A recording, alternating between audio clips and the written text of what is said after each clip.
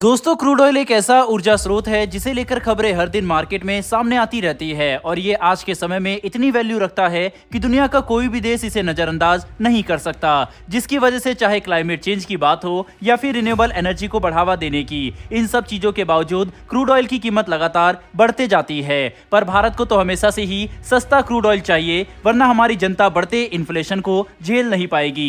ऐसे में कोरोना महामारी के बाद भारत ने अपनी विदेश नीति पूरी दुनिया के सामने साफ करते हुए ये बात कह दी थी कि हम क्रूड ऑयल के मामले में कोई भी समझौता नहीं करेंगे और चाहे कितने ही प्रतिबंध लगे, लेकिन हम उसी देश के साथ क्रूड ऑयल की डील करेंगे जो हमें सबसे सस्ता क्रूड ऑयल ऑफर करेगा।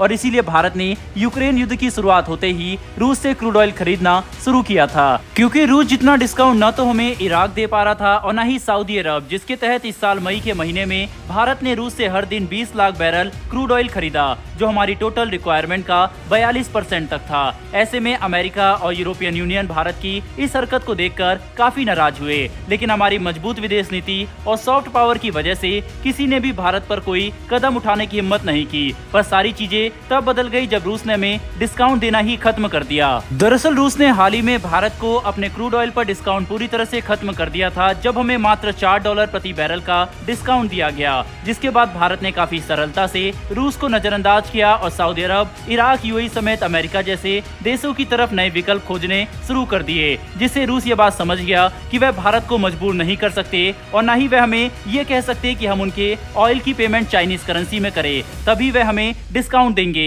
ऐसे में भारत की ताकत और मजबूत फॉरेन पॉलिसी को देखकर रूस ने भी अपनी नीति बदल ली और अब निकल कर आ रही लेटेस्ट रिपोर्ट से ये बात कंफर्म हो गई है कि रूस अब भारत को $20 प्रति बैरल का डिस्काउंट देने के लिए तैयार हो चुका है, जो पिछले डिस्काउंट से सीधा 5 गुना ज्यादा है। अब ये समझना ज्यादा मुश्किल नहीं है कि अचानक से रूस हमें $20 प्रति बैरल का डिस्काउंट इसीलिए देना चाहता है ताकि हम अपनी क्रूड ऑयल की खरीद दूसरे देशों से ना करें। लेकिन सवाल ये उठता है कि क्या रूस हमें जो मौजूदा डिस्काउंट ऑफर कर रहा है वह हमारे लिए काफी है या फिर नहीं। तो इसे समझने के लिए हमें ऐसे समझ सकते हैं कि सबसे पहले रूस हमें $20 प्रति बैरल का डिस्काउंट दे रहा था, जिसके बाद अचानक से ये डिस्काउंट घटकर $4 प्रति बैरल तक सीमित हो गया। लेकिन अब ये डिस्काउंट $20 प्रति बैरल तक बढ़ा दिया गया है। मतलब ओवरऑल हमें जहां एक तरफ $5 का नुकसान है, तो वहीं पर दूसरी तरफ प्रति बैरल $16 का फायदा भी है। मतलब अगर अभी भारत रूस से बड़ी संख्या में क्रूड ऑयल खरीदता है तो हमें दूसरे देशों के मुकाबले ज्यादा डिस्काउंट मिलेगा। पर इस बार हमें रूस पर ज्यादा निर्भर न रहते हुए अपने दूसरे विकल्पों को भी खुला रखना चाहिए, क्योंकि इराक जैसे देश क्रेडिट पीरियड 90 दिन तक बढ़ाने के लिए और भारतीय रुपए में पेमेंट स्वीकार करने के लिए भी तैयार हो चुके हैं, जो भारत के लिए ज्यादा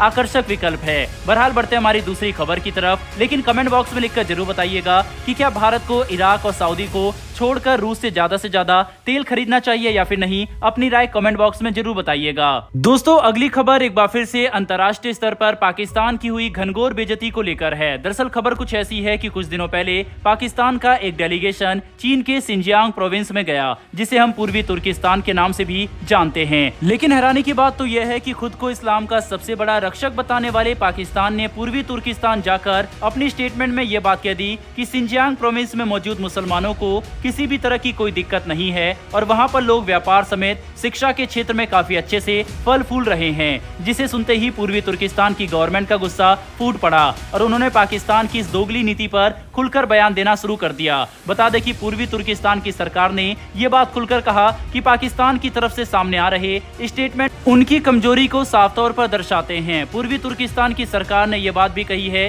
कि पूरी दुनिया जानती है कि सिंजियांग प्रोविंस में मौजूद उइगर लोगों पर नरसंहार किए जा रहे हैं और कई अलग अलग तरह के ऐसे हमले भी किए गए जो उनके धर्म और सामाजिक आइडेंटिटी को खत्म करने की कगार पर ला चुके हैं। पर ये सब कुछ देखने और समझने के बावजूद पाकिस्तानी डेलीगेशन की तरफ से दिए गए इस बयान को हम बिल्कुल झूठा और पाखंडी कह सकते हैं। अब ये बात तो साफ है कि पूर्वी तुर्किस्तान की सरकार का गुस्सा पाकिस्तान पर साफ तौर पर देखने को मिल रहा है। दोस्तों, आज पूर्वी तुर्किस्तान ये बात खुलकर पूछ रहा है कि दुनिया भर में इस्लाम का सबसे बड़ा हितैषी बनने वाला पाकिस्तान सिंजियांग में मौजूद मुसलमानों के लिए क्यों कुछ नहीं कहता। अब ये बात तो हम सभी जानते हैं कि पाकिस्तान चीन के सामने एक शब्द भी नहीं बोल सकता, क्योंकि पाकिस्तान की गर्दन चीन के हाथों में है। कुल मिलाकर समझने की कोशिश करें तो पाकिस्तानी डेलीगेशन के इस बयान से हम पाकिस्तान की दोगली नीति के बारे में खुलकर समझ सकते हैं। साथ ही इससे ये भी पता चलता है कि जब बात अपने इंटरेस्ट की हो तो कोई भी देश उसके खिलाफ काम नहीं करेगा।